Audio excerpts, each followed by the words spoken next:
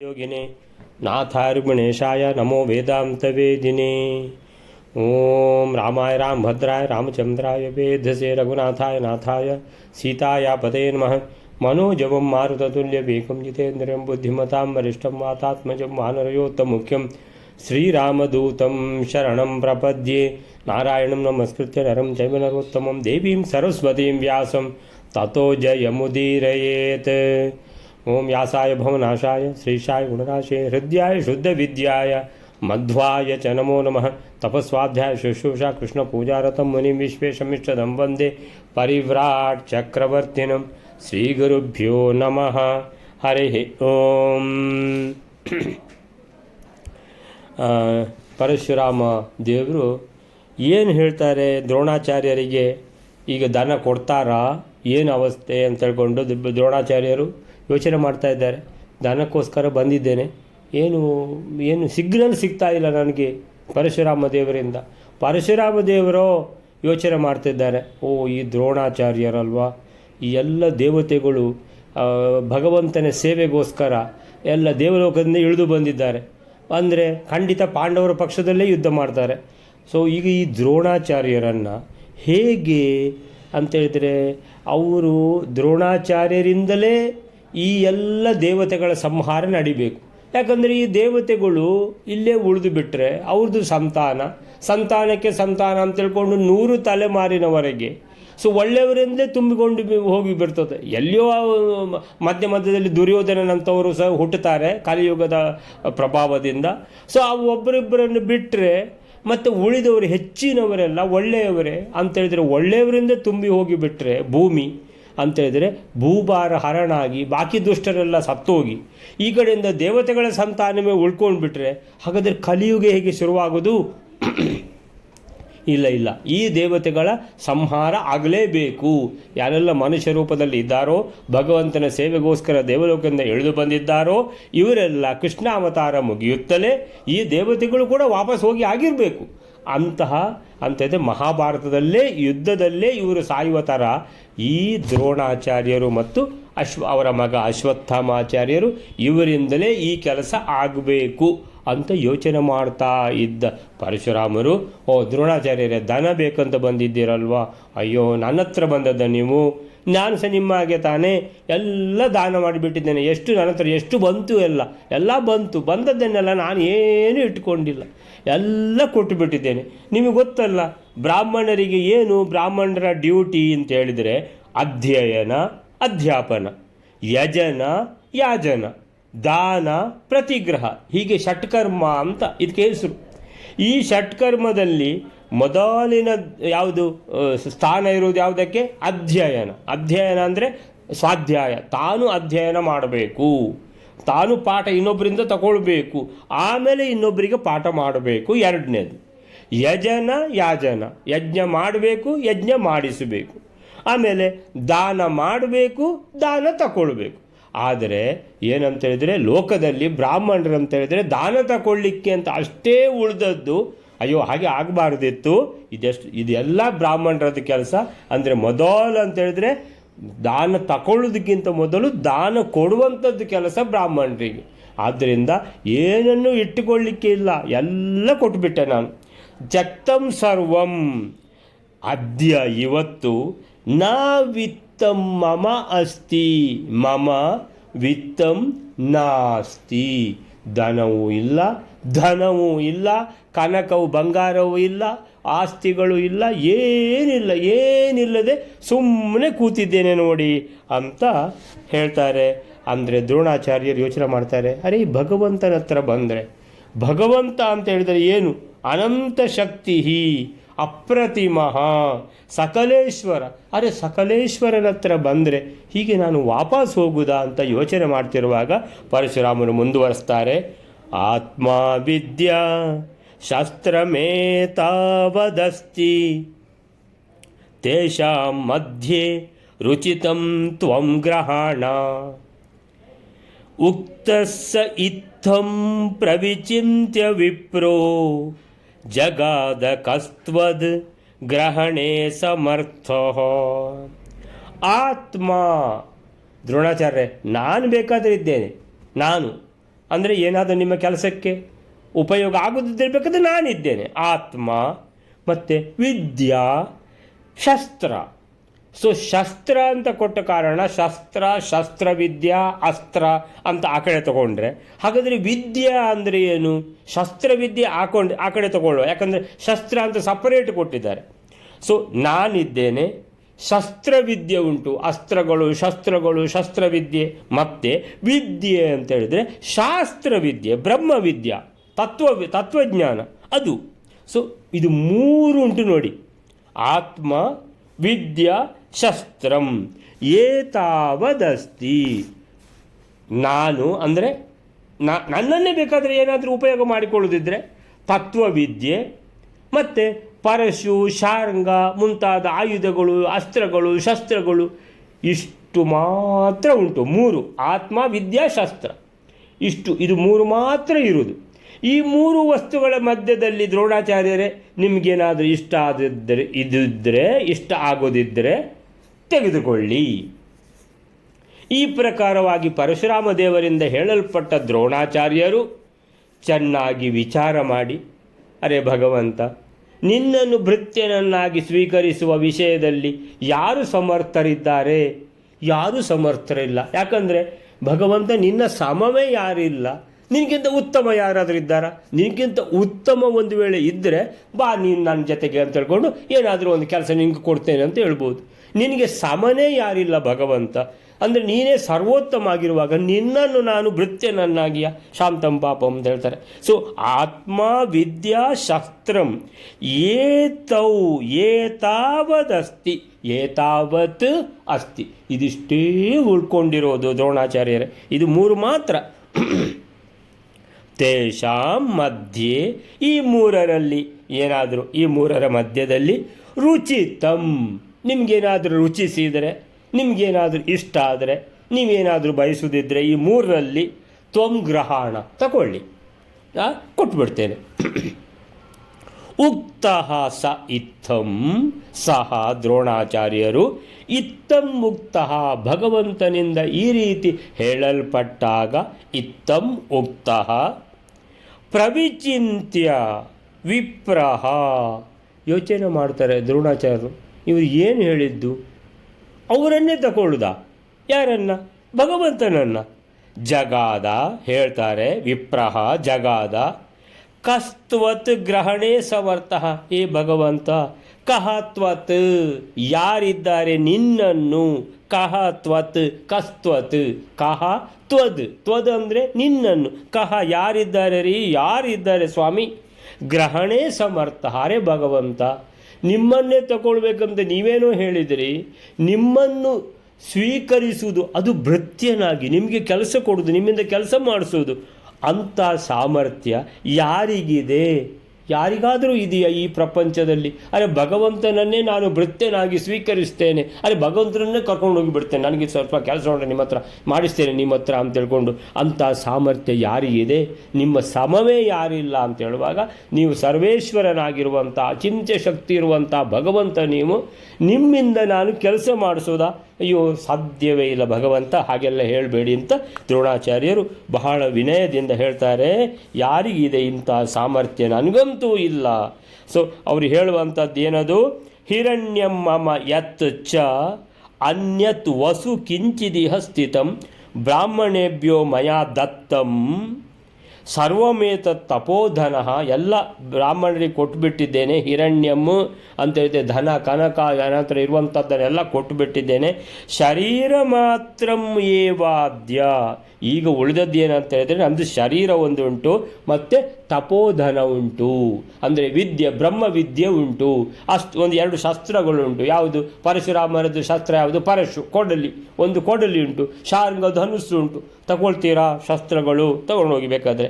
ಶರೀರ ಮಾತ್ರ ಮೇವಾದ್ಯ ಮಮ ಇದಂ ಅವಶೇಷಿತ, ಉಳ್ಕೊಂಡದ್ದು ಇದು 3 ಮಾತ್ರ. ಅಸ್ತ್ರಾಣಿ ಚ ಮಹಾರ್ಹಾಣಿ ಶಸ್ತ್ರಾಣಿ ವಿವಿಧಾನಿ ಚ ಅಸ್ತ್ರಾಣಿ ವಾ ಶರೀರಂ ವಾ. ಅಸ್ತ್ರಾಣಿ, ಶಸ್ತ್ರಾಣಿ ಆಮೇಲೆ ಈ ಶರೀರ ಮತ್ತು ಬ್ರಹ್ಮವಿದ್ಯೆ ಇದು ಇದರಲ್ಲಿ ಯಾವುದಾದ್ರೂ ವರಯ ತಗೊಳ್ಳಿಬೇಕಾದ್ರೆ ಏತತ್ ಮಮೋದ್ಯತಂ ಅಂತ ಹೇಳ್ತಾರೆ. ಈ ಮೂರರಲ್ಲಿ ಏನಾದರೂ ತಗೊಳ್ಳಿಕ್ಕಾಗೋದಿದ್ರೆ ನಾನು ನನ್ನ ಬ್ರಹ್ಮವಿದ್ಯೆ, ತತ್ವಜ್ಞಾನ ಮತ್ತು ಆಯುಧಗಳು, ಶಸ್ತ್ರ ಅಥವಾ ಅಸ್ತ್ರಗಳು, ಎಲ್ಲ ಅಸ್ತ್ರಗಳು ಶಸ್ತ್ರಗಳು ಇವು ಮಾತ್ರ ಈಗ ನನ್ನ ಬಳಿ ಉಳ್ಕೊಂಡಿವೆ. ಅವುಗಳ ಮಧ್ಯದಲ್ಲಿ ತೇಷಾಂ ಮಧ್ಯೆ ನೀವು ಏನಾದರೂ ಬಯಸಿದ್ದನ್ನು ರುಚಿತಂ, ನಿಮಗೇನಾದರೂ ಇಷ್ಟ ಆಗೋದಿದ್ದರೆ, ಏನಾದರೂ ಕೆಲಸಕ್ಕೆ ಬರೋದಿದ್ದರೆ ತ್ವಂ ಗ್ರಹಣ, ನೀವು ತಗೊಳ್ಬೋದು. ಹೀಗೆ ಭಗವಂತ ಪರಶುರಾಮ ದೇವರು ಹೀಗೆ ನುಡಿಯಲು ದ್ರೋಣಾಚಾರ್ಯರು ಚೆನ್ನಾಗಿ ಯೋಚಿಸಿ ಸಹ ವಿಪ್ರಹ ಪ್ರವಿಚಿಂತ್ಯ ಅಂದರೆ ಚಿಂತನೆ ನಡೆಸಿ ಮನಸ್ಸಿನಲ್ಲೇ ಏನು ಹೇಳಿದ್ದು ಈ ಭಗವಂತ, ನಾನು ಭಗವಂತನನ್ನು ಸೇವೆಗೆ ತಗೊಂಡು ಹೋಗೋದಾ? ಮತ್ತೆ ಅವರು ಏನು ಹೇಳಿದ್ದು, ನನ್ನ ಹತ್ರ ತತ್ವಜ್ಞಾನ ಉಂಟು ಮತ್ತು ಶಸ್ತ್ರಗಳು ಅಸ್ತ್ರಗಳೆಲ್ಲ ಉಂಟು. ಹಾಗಾದರೆ ನಾನು ಏನು ಮಾಡಬೇಕೀಗ? ಏನಾದರೂ ತಗೊಳ್ಬೇಕಾ? ಭಗವಂತನ ಹತ್ರ ಬಂದಿದ್ದೇನೆ, ಏನು ತಗೊಳ್ಳದೆ ಹೋಗಬಾರ್ದು ಅಂತ ತಿಳ್ಕೊಂಡು ಚೆನ್ನಾಗಿ ಯೋಚಿಸಿ ಹೇಳ್ತಾರೆ, ಅರೆ ಭಗವಂತ, ನಿನ್ನನ್ನು ತೆಗೆದುಕೊಳ್ಳಲು ಸಮರ್ಥರು ಯಾರಾದರೂ ಇದ್ದಾರಾ? ಜಗಾದ ಹೇಳ್ತಾರೆ, ಕಸ್ತ್ವತ್, ಯಾರು, ತ್ವತ್ ನಿನ್ನನ್ನು, ಗ್ರಹಣೆ ಸ್ವೀಕರಿಸಲಿಕ್ಕೆ. ಗ್ರಹಣ ಅಂತ ಹೇಳಿದ್ರೆ ಇಲ್ಲಿ ಸ್ವೀಕರಿಸುವುದು ಅಂತ ಅರ್ಥ. ಸೊ ಗ್ರಹಣೆ ಯಾವುದು, ಪಾಣಿಗ್ರಹಣ ಅಂತಿದೆಯಲ್ಲ, ಪಾಣಿಗ್ರಹಣ ಅಂದರೆ ಏನು? ವಧುವಿನ ಕೈಯನ್ನು ಸ್ವೀಕರಿಸುವುದು ಅಂತ, ಕೈ ಹಿಡ್ದ ಅಂತ ಅವಳದು. ಸೊ ಪಾಣಿಗ್ರಹಣ ಮದುವೆ ಅಂತ. ಸೊ ಗ್ರಹಣೆ ಕಹ ತ್ವತ್ ಗ್ರಹಣೆ, ನಿನ್ನನ್ನು ಸ್ವೀಕರಿಸುವ ಕಹ ಸಮರ್ಥ, ಯಾರಿದ್ದಾರೆ ಆ ಸಾಮರ್ಥ್ಯ ಇರುವವರು ಅಂತ ದ್ರೋಣಾಚಾರ್ಯರು ವಿನಯದಿಂದ ಭಗವಂತನಿಗೆ ಹೇಳ್ತಾರೆ. ಅಲ್ಲಿಗೆ ಯಾವುದು ಆ ಶ್ಲೋಕ 14ನೇ ಶ್ಲೋಕ ಅಲ್ಲ, 14 ಅಲ್ಲ, ಯಾವುದಿದು 17ನೇ ಶ್ಲೋಕ ಮುಗಿತು. ಸೊ 18ನೇ ಶ್ಲೋಕ, ಸರ್ವೇಶಿತಾ ಸರ್ವಪರಸ್ವತಂತ್ರಃ ತ್ವಮೇವ ಕೋನ್ಯಃ ಸದೃಶಸ್ತವೇಶ. ಸ್ವಾಮ್ಯಂ ಅಥವಾ ಸಾಮ್ಯಂ ತವೇಚ್ಛನ್ ಪ್ರತಿಯಾತ್ಯಧೋಹಿ ಯಸ್ಮಾತ್ ನ ಚೋತ್ಥಾತುಂ ಅಲಂ ಕದಾಚಿತ್. ಸರ್ವೇಶಿತ, ಹೇ ಈಶಾ, ನೀನು ಎಲ್ಲರಿಗೂ ಸ್ವಾಮಿ. ಸರ್ವೇಶಿತ, ಎಲ್ಲರಿಗೂ ಸ್ವಾಮಿ. ಸರ್ವಪರಃ, ಸರ್ವರಿಂದಲೂ ಉತ್ಕೃಷ್ಟ. ಆಮೇಲೆ ಸ್ವತಂತ್ರ, ಸರ್ವ ಸ್ವತಂತ್ರ ಭಗವಂತ ನೀನು. ತ್ವಮೇವ ಕೋ ಅನ್ಯ ಸದೃಶ, ನಿನಗೆ ಸದೃಶ ಇನ್ನೊಬ್ಬ ಪುರುಷ ಯಾರಿದ್ದಾರೆ? ಯಾರಿಲ್ಲ. ನಿನಗೆ ಸಮ ಯಾರೂ ಇಲ್ಲ. ನಿನ್ನ ಸಾಮ್ಯವನ್ನು, ಸ್ವಾಮ್ಯಂ ಅಥವಾ ಸಾಮ್ಯಂ, ನಿನ್ನ ಸಾಮ್ಯ ಅಂತ ಹೇಳಿದ್ರೆ ನಾನು ಭಗವಂತನಿಗೆ ಸಮ ಅಂತ ಯಾರಾದರೂ ಉದ್ದಟತನದಿಂದ ಹೇಳಿದರೆ, ಅಥವಾ ಸ್ವಾಮ್ಯಂ, ನೀನು ಹೇಳಿದೆಯಲ್ಲ ನನ್ನನ್ನೇ ಬೇಕಾದರೆ ಕರ್ಕೊಂಡೋಗಿ ನಾನು ನಿಮ್ಗೇನಾದರೂ ಸೇವೆ ಮಾಡಲಿಕ್ಕೆ ನನ್ನಿಂದ ಆಗೋದಿದ್ರೆ ಮಾಡ್ತೇನೆ ಅಂತ ಹೇಳ್ಕೊಂಡು, ಅಂದರೆ ನಿನ್ನನ್ನು ಭೃತ್ಯನಾಗಿ, ಅಂದರೆ ಭಗವಂತನನ್ನೇ ಸೇವಕನಾಗಿ ಯಾರಾದರೂ ತವ ಇಚ್ಛನ್ ಅಂದರೆ ಯಾರಾದರೂ ಭಗವಂತನ ಸ್ವಾಮಿತ್ವವನ್ನು ಇಚ್ಛಿಸುವವನು ಎಲ್ಲಿಗೆ ಹೋಗ್ತಾನವ? ಅಂಧತಮಸ್ಸನ್ನು ಯಾವ ಕಾರಣದಿಂದ ಹೊಂದುತ್ತಾನೋ ಆ ಅಧೋಲೋಕದಲ್ಲಿ ಇರತಕ್ಕವರಿಂದ ಮೇಲೆ ಏಳಲಿಕ್ಕೆ ಯಾವಾಗಲೂ ಸಮರ್ಥನಾಗುವುದಿಲ್ಲ. ಆದ ಕಾರಣ ಅಂಧತಮಸ್ಸಿಗೆ ಹೋದವರಿಗೆ ಪುನರಾವೃತ್ತಿಯು ಇಲ್ಲವೇ ಇಲ್ಲ ಅಲ್ವ ಭಗವಂತ ಅಂತ ಹೇಳುವಂಥದ್ದು. ಸೊ ಸರ್ವೇಶಿತ, ಹೇ ಸ್ವಾಮಿ ಈಶಾ.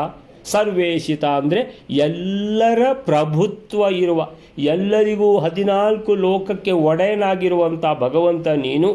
ಈ ಸರ್ವ ಈಶಿತ ಅಂತೇಳಿದರೆ ಎಲ್ಲರೂ ನಿನ್ನ ಅಧೀನ, ನೀನು ಒಡೆಯ. ಸರ್ವಪರಃ, ಸರ್ವೋತ್ತಮನಾದ ಭಗವಂತ ನೀನು. ಸ್ವತಂತ್ರ, ನೀನೊಬ್ಬರೇ ಸ್ವತಂತ್ರ, ನಾವೆಲ್ಲ ನಿನ್ನ ಅಧೀನ. ಇಡೀ ಪ್ರಪಂಚದ ಎಲ್ಲ ಪ್ರಾಣಿಗಳು ಎಲ್ಲವೂ ಕೂಡ ನೀನೇ ಸೃಷ್ಟಿಸಿದ್ದು, ನೀನೇ ಪಾಲನಕರ್ತ, ನೀನೇ ಲಯ ಮಾಡುವವ, ನೀನೇ ನಿಯಾಮಕ ಅಂತೇಳಿದರೆ ಎಲ್ಲರೂ ನಿನ್ನ ಅಧೀನ. ಆದ್ದರಿಂದ ನೀನೊಬ್ಬನೇ ಸ್ವತಂತ್ರ ಇರುವಂಥದ್ದು. ಆಮೇಲೆ ಸ್ವತಂತ್ರ ತ್ವಮೇವ, ಸಾ ಹೊರಟೋಯ್ತು. ಸ್ವತಂತ್ರ ಅಂತ ನೀವು ಅಲ್ಲಿ ವಿಸರ್ಗ ಹಾಕಿದ ಕೂಡಲೇ ಅಲ್ಲಿ ಸಾ ಹೋಯಿತು. ತ್ವಮೇವ, ನೀನು. ತ್ವಮೇವ ಕೋ ಅನ್ಯ ಸದೃಶ, ಯಾರಿದ್ದಾರೆ ನಿನ್ನ ಸಮ. ತ್ವಮೇವ ಕೋ ಕೋ ಅನ್ಯ ಅಂದರೆ ಕಹ ಅನ್ಯ ಸದೃಶ, ನಿನ್ನ ಸದೃಶ ಯಾರಿದ್ದಾರೆ. ತವ ಈಶ ಅಂದರೆ ತವ, ಈಶ ಅಂದರೆ ತವ ಸದೃಶ, ನಿನ್ನ ಸಮ. ಕೋ ಅನ್ಯ ಯಾರಿದ್ದಾರೆ, ಈಶ ಹೇ ಈಶ ಭಗವಂತ. ತವ ಸ್ವಾಮ್ಯಂ ಅಥವಾ ಸಾಮ್ಯಂ ಅಂತ ಹೇಳಿದ್ರೆ ನಿನ್ನ ಸಮ ಅಂತ ಯಾರಾದರೂ ತಮ್ಮನ್ನು ತಾವು ತಿಳ್ಕೊಂಡ್ರೆ, ಅಥವಾ ತವ ಸ್ವಾಮ್ಯಂ ಅಂದರೆ ಭಗವಂತ ನನ್ನ ಸೇವಕ ಭಗವಂತ, ನಾನು ಹೇಳಿದಾಗೆ ಭಗವಂತ ಕೇಳಬೇಕು ಅಂತ ಇಚ್ಛನ್. ತವ ಸ್ವಾಮ್ಯಂ ತವ ಸಾಮ್ಯಂ. ಇಚ್ಛನ್ ಯಾರಾದರೂ ನಿನ್ನ ಸಮ ತಾನು ಅಂತ ಹೇಳಿಕೊಂಡ್ರೆ, ಅಥವಾ ನಿನಗಿಂತಲೂ ಉತ್ತಮ ಅಂದರೆ ನಿನ್ನನ್ನು ಭೃತ್ಯನಾಗಿ ಸ್ವೀಕರಿಸುವಂಥ ಉದ್ದಟತನವನ್ನು ಯಾರಾದರೂ ತೋರಿಸಿದರೆ, ಅಂತಹ ಮೂರ್ಖ ಶಿಖಾಮಣಿ ಯಾರಿದ್ದಾನೋ ಅವನು ಎಲ್ಲಿಗೆ ಹೋಗ್ತಾನೆ, ಪ್ರತಿಯಾತಿ ಅಧೋಹಿ. ಪ್ರತಿಯಾತಿ, ಯಾತಿ ಅಂದರೆ ಅವನು ಅಲ್ಲಿಗೆ ಹೋಗುವುದು. ಪ್ರತಿಯಾತಿ, ಯಾತಿ, ಯಾತಿ ಯಾತಃ ಯಾಂತಿ. ತುಂಬ ಜನರಿದ್ದರೆ ಯಾಂತಿ ಅಂತ ಹೇಳೋದು, ಒಬ್ಬ ಇದ್ದರೆ ಯಾತಿ. ಅವ ಎಲ್ಲಿಗೆ ಹೋಗ್ತಾನಂತೆ, ಅಧೋಹಿ. ಅಧೋಹಿ ಅಂದರೆ ಅಂಧತಮಸ್ಸು, ಅಧಃ ಕೆಳಗೆ, ಅವನು ಸೀದಾ ಕೆಳಗೆ ನರಕಕ್ಕೆ ಹೋಗಿ ಅಲ್ಲಿಂದ ಅಂಧತಮಸ್ಸಿಗೆ ಹೋಗ್ತಾನವ.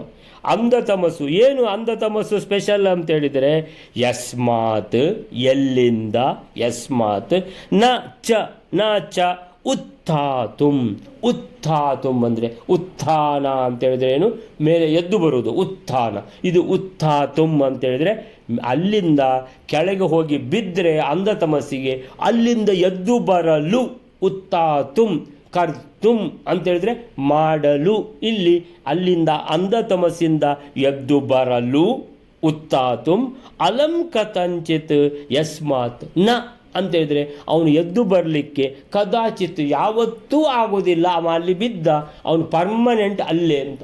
ಸುಖ ಲೇಷ ಮಾತ್ರವೂ ಇಲ್ಲದ ದುಃಖವೇ ದುಃಖ ಇರುವಂತಹ ಜಾಗ ಅಂದರೆ ಅದು ಅಂಧತಮಸ್ಸು. ಅದರದ್ದು ಇನ್ನೊಂದು ವಿಶೇಷ ಏನಂತ ಹೇಳಿದರೆ, ಒಂದು ಸಲ ಅಲ್ಲಿಗೆ ಹೋದರೆ ಅಲ್ಲೇ ಪರ್ಮನೆಂಟು, ಮತ್ತೆ ವಾಪಸ್ಸು ಬರಲಿಕ್ಕಿಲ್ಲ. ಅಂದರೆ ಅಂಥದ್ದು ಇನ್ನೊಂದು ಜಾಗ ಯಾವುದಂದರೆ ಮೋಕ್ಷ. ಮೋಕ್ಷ ಅಂತ ಹೇಳಿದರೆ ಅಲ್ಲಿ ಸುಖ ಮಾತ್ರ ಇರುವುದು, ಅಲ್ಲಿ ದುಃಖವೇ ಇಲ್ಲ. ಅಲ್ಲಿಗೆ ಒಂದು ಸಲ ಹೋದರೆ ಆ ಭಗವಂತನ ಪ್ರಸಾದದಿಂದ ಒಂದು ಸಲ ಮೋಕ್ಷ ಸಿಕ್ಕಿದರೆ ವಾಪಸ್ಸು ಬರಲಿಕ್ಕೇ ಇಲ್ಲ, ಅಲ್ಲೇ ಇರುವುದು. ತತಪ್ಪದಂ ತತ್ ಪರಿಮಾರ್ಗಿತವ್ಯಂ ಯಸ್ಮಿನ್ ಗತ ನ ನಿವರ್ತಂತಿ ಭೂಯಃ. ಎಲ್ಲಿಗೆ ಹೋದರೆ ನಾ ನಿವರ್ತಂತಿ, ವಾಪಸ್ಸು ಬರಲಿಕ್ಕೆ ಇಲ್ಲವೋ ಅದು ಮೋಕ್ಷ.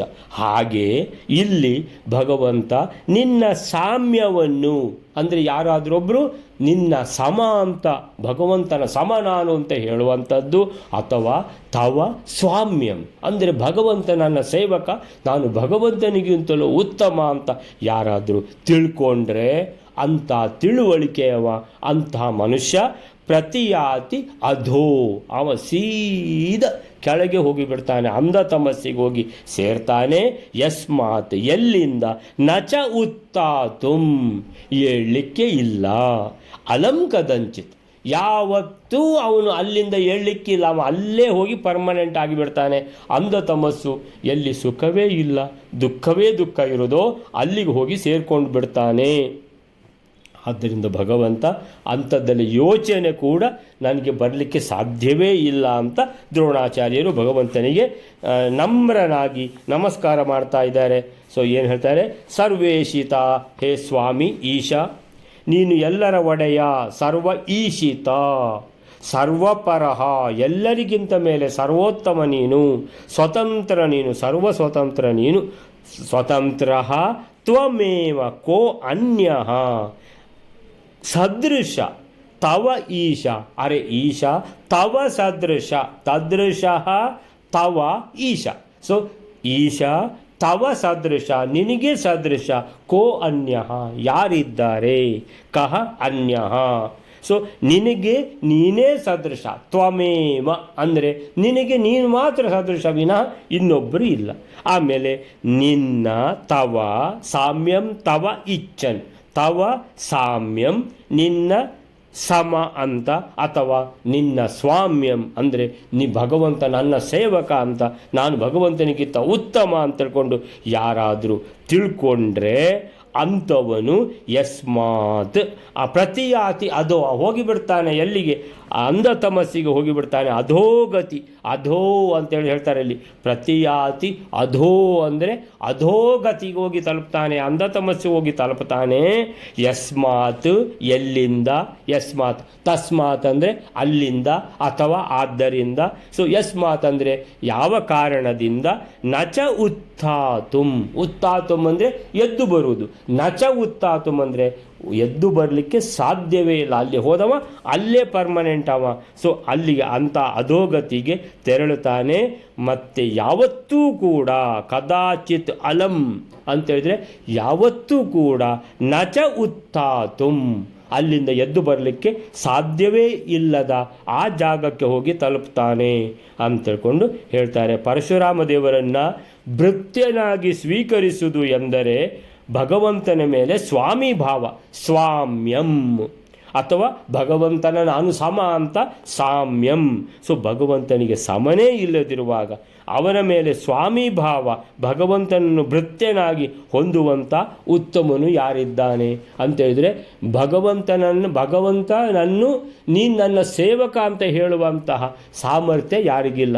ಆದರೆ ಭಗವಂತನೇ ತಾನು ಸೇವಕನಾಗಿ ಬಂದರೆ ಅಂತೇಳಿದರೆ ಭಕ್ತನ ಭಕ್ತಿಗೆ ಮೆಚ್ಚಿ, ಯಾವುದದು ಹೂವ ತರುವರ ಮನೆಗೆ ಹುಲ್ಲ ತರುವ, ಅದರಲ್ಲಿ ಬರ್ತದಲ್ಲ, ಪಾಂಡವರ ಮನೆಯಲ್ಲಿ ಕುದುರೆಯ ತಾತೊಳೆದು.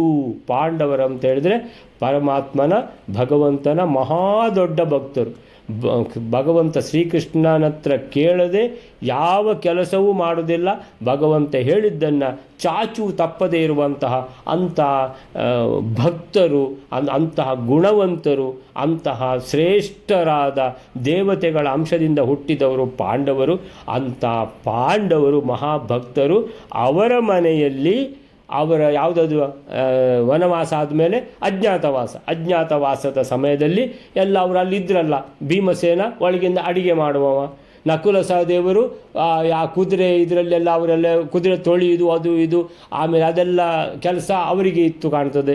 ಸೊ ಹೀಗೆ ಒಬ್ರೊಬ್ಬರಿಗೆ ಒಂದೊಂದು ಕೆಲಸ ಎಲ್ಲ ವಹಿಸಿಕೊಂಡಿದ್ದರು. ಅವ ಅರ್ಜುನ ಬೃಹನ್ನಳೆಯಾಗಿ ಅವ ವಿರಾಟ್ ರಾಜನ ಮಗಳಿಗೆ ಇದು ನೃತ್ಯ ಹೇಳಿಕೊಡೋದು. ಹೀಗೆ ಯುಧಿಷ್ಠನಿಗೂ ಏನೋ ಒಂದು ಕೆಲಸ ಇತ್ತು. ಹೀಗೆ ಇವರೆಲ್ಲ ಕೆಲಸದವರು 5 ಜನ. ಅಂಥ ಸಂದರ್ಭದಲ್ಲಿ ಪಾಂಡವರ ಮನೆಯಲ್ಲಿ ಕುದುರೆಯ ತೊಳೆದು, ನಿಮ್ಮೊಟ್ಟಿಗೆ ನಾನು ಸಹ ತೊಳಿತೇನೆ ಅಂತ ತಿಳ್ಕೊಂಡು ಕುದುರೆಗಳನ್ನು ತೊಳೆದಿದ್ದಾನೆ ಶ್ರೀಕೃಷ್ಣ ಭಗವಂತ. ಅಂದರೆ ಅವನೇ ಅಂತೇಳಿದರೆ ಭಕ್ತರ ಮೇಲೆ ಅನುಕಂಪದಿಂದ, ಭಕ್ತರ ಮೇಲೆ ಆ ಪ್ರೀತಿಯಿಂದ ಭಗವಂತನೇ ಒಲಿದು ಬಂದು ಯಾವ ಕೆಲಸವೂ ಮಾಡಬಹುದು. ಆದರೆ ಯಾರಿಗೂ ಕೂಡ ನಿನಗಿಂತ ನಾನು ಮೇಲೆ ಭಗವಂತ, ನೀನು ನನ್ನ ಕೆಲಸದವನು ಅಥವಾ ನಿನಗೆ ನಾನು ಸಮ ಅಂತ ಹೇಳುವಂತಹ ಸಾಮರ್ಥ್ಯ ಯಾರಿಗೂ ಇಲ್ಲ. ಹೇಳಿದರೆ ಅವನೆಲ್ಲಿಗೆ ಹೋಗ್ತಾನೆ? ಸೀದಾ ಕೆಳಗೆ ಹೋಗ್ತಾನೆ. ಅಧಃ ಅಂದರೆ ಏನದು?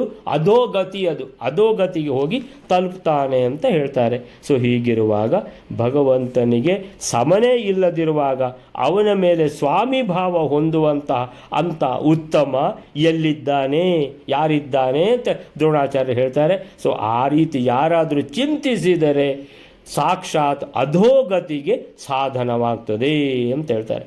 ಸೊ ಅಲ್ಲಿಗೆ ಈ 18ನೇ ಶ್ಲೋಕ ಮುಗೀತು. 19ನೇ ಶ್ಲೋಕ ಏನು ಹೇಳ್ತದೆ ಅಂತ ಹೇಳಿದರೆ, ಸರ್ವೋತ್ತಮಸ್ಯೇಷ ತವೋಚ್ಚ ಶಸ್ತ್ರೈಃ ಕಾರ್ಯಂ ಕಿಮಸ್ಮಾಕಂ ಅನುದ್ಬಲಾನಾಂ ವಿದ್ಯೈವ ದೇಯಾ ಭವತ ತತೋಜ ಸರ್ವಪ್ರಕಾಶಿನಿ ಅಚಲಾಸು ಸೂಕ್ಷ್ಮ. ಹೇಗೂ ಬಂದಿದ್ದಾರೆ ದ್ರೋಣಾಚಾರ್ಯರು ಭಗವಂತನ ಬಳಿ. ನಾನು ಬರೀ ಕೈಯಲ್ಲಿ ಹೋಗೋದಿಲ್ಲ ಅಂತ, ಏನಾದರೂ ಭಗವಂತನ ಹತ್ರ ತಗೊಂಡೇ ಹೋಗುವುದು, ಭಗವಂತನ ಹತ್ರ ತಗೊಂಡು ಹೋಗಬೇಕು, ಅದೊಂದು ಭಾರಿ ಆಸೆ ಇದೆ ಯಾರಿಗೆ? ದ್ರೋಣಾಚಾರ್ಯರಿಗೆ. ದನ ಸಿಗುವುದಿಲ್ಲ ಅಂತ ಹೇಳಿ ಆಯಿತು. ಹಾಗಾದರೆ ಏನು ಕೊಡ್ತಾರೋ ಒಂದು ಸ್ವಲ್ಪ ಏನಾದರೂ ತಗೊಂಡು ಹೋಗಲೇಬೇಕು, ಅದು ಪ್ರಸಾದ ಭಗವಂತನದ್ದು ಅಂತ ಏನು ಹೇಳ್ತಾರೆ ಅಂತ ಹೇಳಿದರೆ, ಅರೆ ಸರ್ವ ಸ್ವತಂತ್ರನಾದ ಭಗವಂತನೇ, ಸಾಮರ್ಥ್ಯ ಇಲ್ಲದ ನಮಗೆ ಸರ್ವೋತ್ತಮನಾದ ನಿನ್ನ ಉತ್ಕೃಷ್ಟಗಳಾದ ಶಸ್ತ್ರಗಳಿಂದ ಏನು ಪ್ರಯೋಜನ? ಬಡ ಬ್ರಾಹ್ಮಣ ನಾನು, ನಿನ್ನ ಕೊಡಲಿಯಿಂದಾಗಲಿ ಶಾರ್ಂಗ ಧನುಸ್ಸಾಗಲಿ ನನಗೆ ಏನು ಯಾವ ಪ್ರಯೋಜನಕ್ಕೆ ಬರ್ತದೆ? ಆದ ಕಾರಣ ಎಲ್ಲೋ ಅಜ ಅಂದರೆ ಉತ್ಪತ್ತಿ ರಹಿತನೇ, ತಮ್ಮಿಂದ ಅತೀಂದ್ರಿಯಾದಿ ಪದಾರ್ಥಗಳನ್ನು ವಿಷಯೀಕರಿಸತಕ್ಕ ದೋಷ ಲೇಷ ರಹಿತವಾದ ಅತಿ ಸೂಕ್ಷ್ಮಾರ್ಥ ಪರಬ್ರಹ್ಮನನ್ನು ಪ್ರತಿಪಾದಿಸತಕ್ಕ ತತ್ವವಿದ್ಯೆಯೇ ಕೊಡಲರ್ಹವು ಅಂತ ಹೇಳ್ತಾರೆ ದ್ರೋಣಾಚಾರ್ಯರು. ಹೇಳ್ತಾರೆ, ಅರೆ ಭಗವಂತ ಸರ್ವೋತ್ತಮ ಸ್ಯ ಈಶಾ ಅಂದರೆ ಸರ್ವೇಶ್ವರನಾದ ಭಗವಂತನೇ, ಈಶನೇ ಎಲ್ಲರಿಗೂ ಒಡೆಯನೇ ನೀನು. ತವ ಉಚ್ಚ ಶಸ್ತ್ರೈಹಿ, ನೀನು ಹೇಳಿದಿ ಪರಶುರಾಮ ದೇವರು, ನನ್ನ ಪರಶು ಉಂಟು ಕೊಡಲಿ ಹಿಡ್ಕೊಂಡು ಹೋಗಪ್ಪ, ನಂದು ಶಾರ್ಂಗ ಧನುಸ್ಸು ಉಂಟು ಹಿಡ್ಕೊಂಡು ಹೋಗಪ್ಪ ಅಂತ ಹೇಳಿದರೆ, ತವ ಉಚ್ಚ ಶಸ್ತ್ರೈಹಿ, ಅರೆ ದೇವರೇ ಅಂಥ ಶಸ್ತ್ರಗಳು, ಅಂಥ ಪವಿತ್ರವಾದ ಪಾವನವಾದ ಶಸ್ತ್ರಗಳು ನಮಗೆ ಅದನ್ನು ಮುಟ್ಲಿಕ್ಕಾದರೂ ನಮಗೆ ಸಾಮರ್ಥ್ಯ ಇದೆಯಾ? ಸೊ ಕಾರ್ಯಂ ಕಿಂ ಅಸ್ಮಾಕಂ ಅಂದರೆ ನಮ್ಮ, ಕಿಂ ಕಾರ್ಯಂ ಕಾರ್ಯಂ ಕಿಂ ಅಸ್ಮಾಕಂ ಅಂದರೆ ಕಿಂ ಕಾರ್ಯಂ ಅಸ್ಮಾಕಂ ನಮ್ಮ, ಕಿಂ ಕಾರ್ಯಂ ನಮಗೆ ಯಾವ ಪ್ರಯೋಜನ? ಯಾಕಂದರೆ ನಾವು ಅನುದ್ಬಲಾನಾಂ ಅಂದರೆ ಅರೆ ನಾನು ಬಡ ಬ್ರಾಹ್ಮಣನಿಗೆ ಅಂತೇಳಿದರೆ ದಿನ ಒಂದು ಮನೆಗೆ ಹೋಗಿ ನಿಂತು ಭಿಕ್ಷೆ ತಂದು ಅದನ್ನು ಬೇಯಿಸಿ ತಿಂದು ಭಗವಂತನನ್ನು ಧ್ಯಾನ ಮಾಡುವಂಥ ಈ ಬ್ರಾಹ್ಮಣ ನನಗೆ ಆ ಶಾರ್ಂಗ ಧನುಸ್ಸು, ನನಗೆ ಆ ಕೊಡಲಿ, ಇಂಥ ನಿಮ್ಮ ಶ್ರೇಷ್ಠ ಶಸ್ತ್ರಗಳನ್ನು ನಾನು ಯಾವ ಉಪಯೋಗಕ್ಕೆ ತಗೊಂಡು ಹೋಗೋದು? ಅಸ್ಮಾಕಂ ಕಿಂ ಕಾರ್ಯಂ, ಯಾವ ಪ್ರಯೋಜನಕ್ಕೆ ನಾನು ತಗೊಂಡು ಹೋಗೋದು? ನನಗೆ ಸಾಮರ್ಥ್ಯ ಇದೆಯಾ? ಅದನ್ನು ಮುಟ್ಲಿಕ್ಕಾದರೂ ಯೋಗ್ಯತೆ ಇದೆಯಾ? ಯಾಕೆ ನಾನು ಬಡ ಬ್ರಾಹ್ಮಣ, ದುರ್ಬಲ ಅಂತ ಹೇಳ್ತಾರೆ. ಅನುದ್ಬಲಾನಾಮ್ ಅಂದರೆ ಉದ್ಬಲಾನಾಮ್ ಅಂತ ಹೇಳಿದ್ರೆ ನನಗೆ ಯಾವ ಬಲವೂ ಇಲ್ಲ, ದುರ್ಬಲರಾದ ನಾನೊಬ್ಬ ಬ್ರಾಹ್ಮಣ, ನನಗೆ ಯಾಕೆ ಇಂಥ ನಿಮ್ಮ ಶ್ರೇಷ್ಠವಾದ ಶಸ್ತ್ರಗಳು? ಹಾಗಾದರೆ ಏನೆಲ್ಲ ಆಯಿತು? ನೀವು 3 ಹೇಳಿದ್ದೀರಿ. ಒಂದು, ನನ್ನನ್ನೇ ಬೇಕಾದರೆ ತಗೊಂಡೋಗಿ, ನಿಮ್ಮನ್ನು ಸಾಧ್ಯನೇ ಇಲ್ಲ, ನಿಮ್ಮ ಸಮನೂ ಇಲ್ಲ, ನಿಮಗಿಂತ ಉತ್ತಮನೂ ಇಲ್ಲ, ಆದ್ದರಿಂದ ನಿಮ್ಮನ್ನು ಯೋಚನೆ ಮಾಡಿ ನಾನು ಅಧೋಗತಿಗೆ ನಾನು ಹೋಗೋದಿಲ್ಲ, ಅದು ಬಿಟ್ಟಾಯಿತು. ಇನ್ನೇನು ಹೇಳಿದ್ದೀರಿ ನೀವು? ಶಸ್ತ್ರಗಳು. ಆ ಶಸ್ತ್ರಗಳು, ನಾನು ದುರ್ಬಲ ಬ್ರಾಹ್ಮಣ, ನನಗೆ ಯಾವುದಕ್ಕೆ ಕಾರ್ಯಕ್ಕೆ? ಎರಡನೇದು ಅದು ಬೇಡ ಅಂತಾಯಿತು. ಇನ್ನೊಂದು ಹೇಳಿದ್ದೀರಲ್ಲ ನೀವು, ಏನದು? ತತ್ವಜ್ಞಾನ, ವಿದ್ಯಾ ಅಂತ ಹೇಳಿದ್ದೀರಿ. ಓ ಬ್ರಾಹ್ಮಣನಿಗೆ ವಿದ್ಯೆ, ನೀವು ಭಗವಂತನೇ ನಾನು ನಿನಗೆ ವಿದ್ಯೆ ಕೊಡ್ತೇನೆ ಅಂತ ಹೇಳಿದರೆ, ನಾನು ತಗೊಳ್ಳದೆ ಹೋದರೆ ಏನಂದಾರು? ಅದು ಮಾತ್ರ ನಾನು ತಗೊಳ್ತೇನೆ ಅಂತ ಹೇಳ್ತಾರೆ.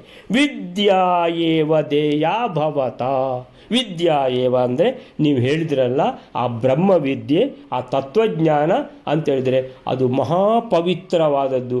ಮೋಕ್ಷ ಸಂಪಾದನೆಗೆ ಬೇಕಾದ ಆ ಬ್ರಹ್ಮವಿದ್ಯೆ ಏನಿದೆ, ಭವತಾ ದೇಯ ವಿದ್ಯಾ ಏವ, ಅದೇ ನನಗೆ ಕೊಡಿ. ವಿದ್ಯಾ ಏವ ಅಂದರೆ ವಿದ್ಯೆಯನ್ನೇ, ಭವತಾ ದೇಯ ಅಂದರೆ ನಿಮ್ಮಿಂದ, ಭವತ ಮಯ ಅಂತ ಹೇಳಿದರೆ ನನ್ನಿಂದ, ಭವತ ಅಂದರೆ ನಿಮ್ಮಿಂದ, ಭವತ ದೇಯ, ದೇಯ ಅಂದರೆ ದದಾತಿ ಅಂದರೆ ಕೊಡುವುದು, ದೇಯ ಅಂದರೆ ಕೊಡಲ್ಪಡಲಿ ಅಂದರೆ ಅದಾದರೆ ನನಗೆ ಆಗ್ಬೋದು, ನಾನು ವಿದ್ಯೆ ನಿಮ್ಮಿಂದ ಸ್ವೀಕರಿಸಲಿಕ್ಕೆ ನಾನು ತಯಾರಿದ್ದೇನೆ ಅಂತ ಹೇಳ್ತಾರೆ ದ್ರೋಣಾಚಾರ್ಯರು.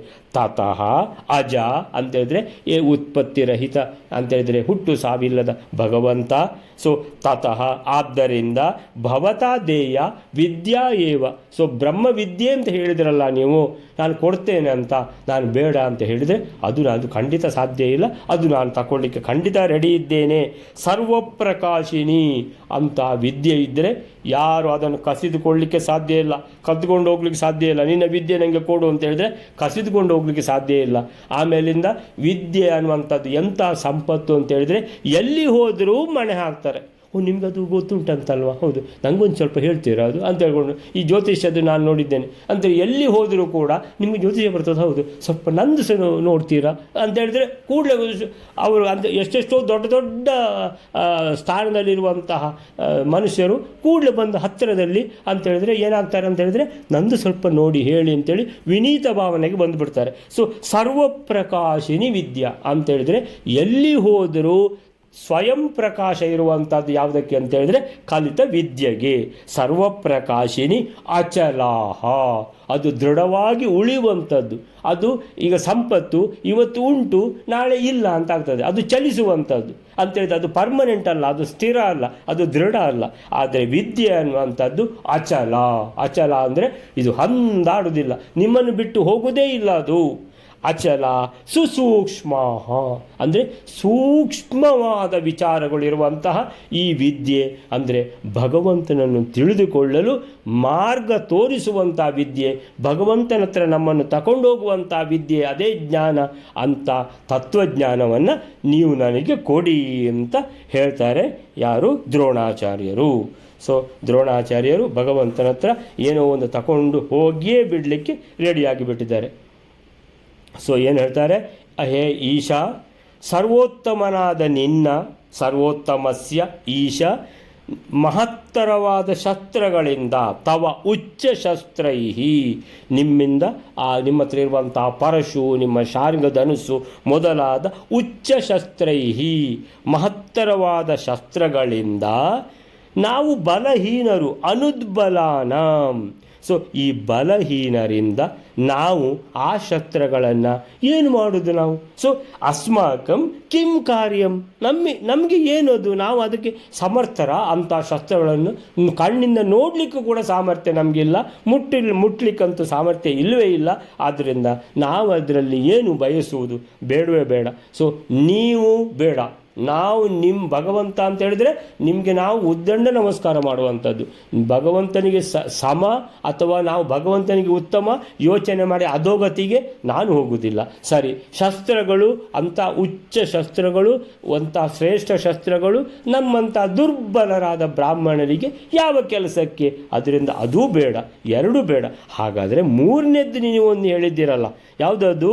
ಅಂತ ಅಜನೇ ಅಂದರೆ ಭಗವಂತ ಸರ್ವ ಸ್ವತಂತ್ರನಾದ ಭಗವಂತನೇ, ಹುಟ್ಟು ಸಾವಿಲ್ಲದ ಅಜನೇ, ಎಲ್ಲವನ್ನೂ ಬೆಳಗುವಂತಹ ಸರ್ವಪ್ರಕಾಶಿನಿ, ಯಾವ ದೇಶಕ್ಕೋಗಲಿ, ಯಾವ ಕಾಲದಲ್ಲಿ ಇರಲಿ, ಎಲ್ಲ ಸಮಯದಲ್ಲಿಯೂ ಎಲ್ಲ ದೇಶಗಳಲ್ಲಿಯೂ ಎಲ್ಲವನ್ನೂ ಪ್ರಕಾಶಿನಿ ಬೆಳಗುವಂತಹ ನಿರ್ಮಲವಾದ ಸರ್ವಪ್ರಕಾಶಿನಿ ಅಚಲ.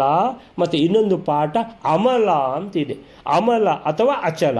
ಅಚಲ ಅಂತೇಳಿದರೆ ಎಂದೂ ನಮ್ಮನ್ನು ಬಿಟ್ಟು ಹೋಗದ, ಅಂದರೆ ನಮ್ಮ ಒಟ್ಟಿಗೆ ಯಾವತ್ತೂ ಇರುವಂಥ ವಿದ್ಯೆ. ಅಥವಾ ಅಮಲ ಅಂದರೆ ಅತ್ಯಂತ ನಿರ್ಮಲವಾದ ವಿದ್ಯೆ, ಯಾವಾಗಲೂ ಅತ್ಯಂತ ಸೂಕ್ಷ್ಮವಾದ, ಸುಸೂಕ್ಷ್ಮ ಅತ್ಯಂತ ಸೂಕ್ಷ್ಮವಾದ ವಿದ್ಯೆ, ಬ್ರಹ್ಮವಿದ್ಯೆ, ತತ್ವಜ್ಞಾನ ಅಂತ ನೀವು ಹೇಳಿದ್ರಲ್ಲ, ಕೊಡ್ತೇನೆ ಅಂತ, ಅದು ನನಗೆ ಕೊಡಿ. ಭವತಾ ದೇಯ, ಭವತಾ ದೇಯ ವಿದ್ಯಾ ಏವ, ಆ ತತ್ವಜ್ಞಾನವೇ ವಿದ್ಯಾ ಏವ ಭವತಾ ದೇಯ, ನಿಮ್ಮಿಂದ ಕೊಡಲ್ಪಡಲಿ ಅಂತೇಳ್ಕೊಂಡು, ಇನ್ನು ಪರಶುರಾಮರ ಆಯುಧವಾದ ಶಾರ್ಂಗಧನಸ್ಸಾಗಲಿ, ಪರಶು ಅಂದರೆ ಕೊಡಲಿ ಆಗಲಿ ಬೇಡುವುದು ಸಲ್ಲದ ಮಾತು. ಸೊ ಆದ್ದರಿಂದ ಅದೆಲ್ಲ ಯಾವುದು ದುರ್ಬಲರಾದ ಈ ದ್ರೋಣಾಚಾರ್ಯರಂಥ ಬ್ರಾಹ್ಮಣರು ಹೇಳ್ತಾರೆ, ದುರ್ಬಲರಾದ ಬ್ರಾಹ್ಮಣ ನಾನು, ನನಗೆ ಅದೆಲ್ಲ ಬೇಡವೇ ಬೇಡ. ಅಂದರೆ ಭಗವಂತ ಧರಿಸಲಿಕ್ಕೆ ಅದು ಸಾಧ್ಯ, ನಾವೆಲ್ಲ ಅದನ್ನು ನೋಡಲಿಕ್ಕೂ ಸಾಮರ್ಥ್ಯ ಇಲ್ಲದವರು. ಆದ್ದರಿಂದ ಅದನ್ನು ಬೇಡಿ, ಅನರ್ಥ ಆಗುವುದು ಬೇಡ. ಮತ್ತು ಭಗವಂತನನ್ನೇ ಸ್ವೀಕರಿಸುವಂಥದ್ದು, ಅಧೋಗತಿಗೆ ಹೋಗುವಂಥದ್ದು ಅದೂ ಬೇಡ. ಆದ್ದರಿಂದ ದ್ರೋಣರು ಭಗವಂತನ ಆಯುಧಗಳನ್ನು ಬೇಡದೆ ವಿವೇಕವನ್ನು ಮೆರೆದರು. ಅವರ ಪುತ್ರ ಅಶ್ವತ್ಥಾಮರು ಏನಾಯಿತು? ದುರ್ಯೋಧನನ ಮೇಲಿನ ಮೋಹದಿಂದಾಗಿ ಅಸುರಾವೇಶಕ್ಕೊಳಗಾಗಿ ಶ್ರೀಕೃಷ್ಣನ ಆಯುಧವಾದ ಚಕ್ರವನ್ನೇ ತಮ್ಮ ಉಪಯೋಗಕ್ಕೆಂದು ಬೇಡುವ ದುಸ್ಸಾಹಸಕ್ಕೆ ಕೈ ಹಾಕಿ ಶಕ್ತಿ ಸಾಲದೆ ನಾಚಿಕೆಯಿಂದ ತಲೆ ಬಾಗಿದ ಆ ಒಂದು ಪ್ರಸಂಗ ಇದೆ, ಅದು ಮುಂದೆ ಬರಲಿಕ್ಕಿದೆ. ಹೀಗೆ ದ್ರೋಣಾಚಾರ್ಯರು ಈ ರೀತಿ ಅವಿವೇಕದ ಕೆಲಸ ಮಾಡಲಿಲ್ಲ. ಆದ್ದರಿಂದ ಹೇಳಿದರು, ನಿಮ್ಮದು ಒಂದನೇದ್ದು ಅದು ಬೇಡ ಬೇಡ, ಮೂರನೇದ್ದು ಅದು ಬೇಡ, ಆ ಎರಡನೇದ್ದು ನೀವೇನು ಹೇಳಿದಿರಿ? ತತ್ವಜ್ಞಾನ ವಿದ್ಯಾ ಆ ತತ್ವಜ್ಞಾನ ಅನ್ನುವಂತಹ ಆ ವಿದ್ಯೆ ಏನಿದೆ, ಆ ಬ್ರಹ್ಮವಿದ್ಯೆ ಅಂದರೆ ಮೋಕ್ಷ ಸಾಧನಕ್ಕೆ ಅದು ಮಾತ್ರ ನಿಮ್ಮಿಂದ ಕೊಡಲ್ಪಡಲಿ ಭಗವಂತ ಅಂತ ತಿಳ್ಕೊಂಡು ಏನು ಕೇಳಿದ್ದಾರೆ. ಕೇಳಿದರೆ ಆ ವಿದ್ಯೆ ಕಲೀಲಿಕ್ಕೆ ವರ್ಷ ಎಷ್ಟು ಬೇಕು ಅದು ಯೋಚನೆ ಮಾಡಲಿಲ್ಲ ದ್ರೋಣಾಚಾರ್ಯರು. ಅವರು ಬಂದದ್ದೇನು? ಮಗು ಅಳ್ತಾ ಇದೆ ಮನೆಯಲ್ಲಿ, ದನ ತಗೊಂಡು ಹೋಗ್ಬೇಕಂತ ಬಂದವರು ಏನು ಮಾಡಿದ್ದಾರೆ, ಸರಿ ಪುಸ್ತಕ ಬಿಡಿಸಿ ಅಂತ ಹೇಳಿದ್ದಾರೆ ಪರಶುರಾಮ ದೇವರು. ದ್ರೋಣಾಚಾರ್ಯರು ಪುಸ್ತಕ ಬಿಡಿಸಿ ತತ್ವಜ್ಞಾನಕ್ಕೆ ಪಡ್ಕೊಳ್ಳಿಕ್ಕೆ ಕೂತಿದ್ದಾರೆ. ಎಷ್ಟು ವರ್ಷ ಹೋಗ್ತದೆ ಭಗವಂತನೊಬ್ಬನಿಗೆ ಗೊತ್ತು. ಪರಶುರಾಮ ಭಗವಂತನ ಎದುರಿಗೆ ಕೂತಿದ್ದಾರೆ ದ್ರೋಣಾಚಾರ್ಯರು. ಕಾಲ ಕಳೀತಾ ಇದೆ, ನಾಳೆ ನೋಡುವ ಎಷ್ಟು ಸಮಯ ಹೋಯಿತು, ಏನು ಸಂಗತಿ ಗೊತ್ತೇ ಆಗಲಿಲ್ಲ ದ್ರೋಣಾಚಾರ್ಯರಿಗೆ. ಇವತ್ತಿನ ಇದನ್ನು ಎಲ್ಲಿಗೆ ಮುಗಿಸ್ಕೊಳ್ಳೋಣ. ಶ್ರೀಕೃಷ್ಣ ಅರ್ಪಣ ಮಸ್ತು.